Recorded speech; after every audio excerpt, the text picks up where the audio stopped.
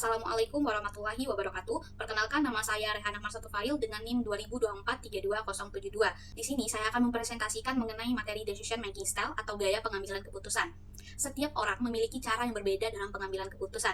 Nah, terdapat 5 gaya utama yang sering digunakan dalam komunitas atau organisasi. Yang pertama itu ada karismatik, yaitu pemimpin dengan gaya antusias, komunikatif, dan mampu mempengaruhi orang lain. Lalu selanjutnya itu ada pemikir, pemimpin yang bersifat logis, selalu analitis, dan selalu mengandalkan data sebelum mengambil keputusan. Lalu ketiga itu ada skeptis. Gaya skeptis ini bersikap kritis, sering menantang pendapat orang lain, dan tidak mudah begitu saja percaya terhadap pendapat orang lain sebelum adanya bukti yang kuat. Lalu selanjutnya itu ada pengikut. Biasanya gaya pengikut ini cenderung tidak yakin terhadap keputusannya karena selalu mengikuti orang yang dianggapnya ahli. Lalu yang selanjutnya itu ada gaya pengendali, yaitu orang yang detail, lalu logis, dan fokus terhadap fakta.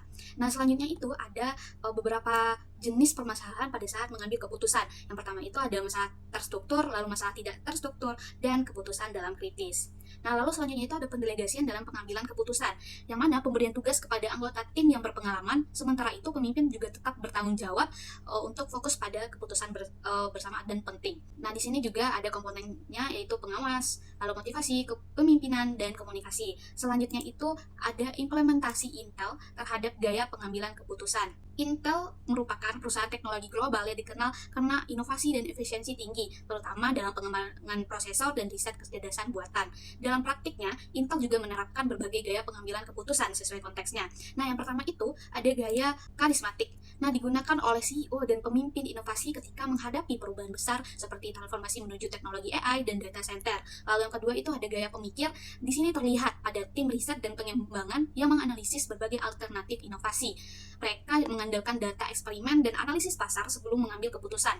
Nah, lalu yang ketiga itu ada gaya skeptis. Di sini juga banyak diterapkan dalam R&D Intel, yaitu para insinyur dan para peneliti bersikap kritis terhadap hasil eksperimen dan ide baru agar keputusan tidak hanya berdasarkan asumsi tapi bukti yang kuat. Lalu yang keempat itu ada gaya pengikut.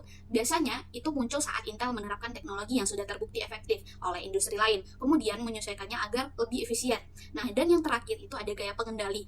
Di sini terlihat pada tahap implementasi produksi, misalnya saat mengembangkan arsitektur prosesor Intel Core Ultra, tim itu berfokus pada analisis efisiensi energi dan detail teknis agar hasilnya itu optimal. Baik, selanjutnya itu implikasi gaya pengambilan keputusan pada perusahaan Intel. Dari berbagai gaya pengambilan keputusan yang diterapkan, Intel mendapatkan beberapa implikasi penting. Yang pertama itu efisiensi produksi, yaitu gaya pengendali membuat keputusan cepat dan tepat sehingga waktu serta biaya produksi lebih hemat. Yang kedua itu inovasi berkelanjutan, yaitu gaya pemikir mendorong riset dan visi jangka yang panjang, serta membuat Intel terus memimpin di pasar teknologi. Yang ketiga itu ada adaptif terhadap pasar, yaitu Intel responsif terhadap tren AI dan teknologi baru sehingga tetap kompetitif di tingkat global. Yang keempat itu ada kinerja yang solid, yaitu gaya karismatik memperkuat komunikasi dan motivasi SDM. Namun juga ada risikonya, yaitu keputusan yang terlalu rasional bisa memperlambat respon terhadap pasar.